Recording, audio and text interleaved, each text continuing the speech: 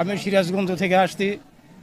আমার ঠিকানা হলো রায়গঞ্জ থানা বর্মগাছা ইউনিয়ন, গ্রামের নাম গোদগাতি। শিকল এটা আমার ভালো লাগে, সেই জন্য পড়ি।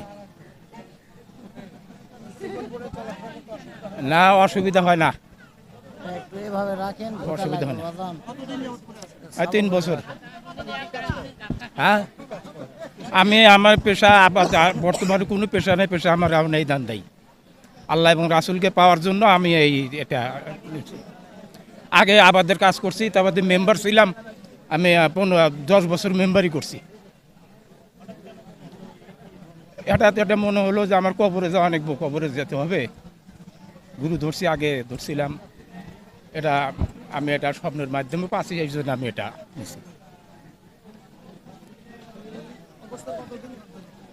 আল্লাহ যতদিন আমাকে জীবিত রাখছে এতদিন ইনশাল্লাহ রাখবো। সেগুলো ওজন বেশি নেই, 7 কেজি।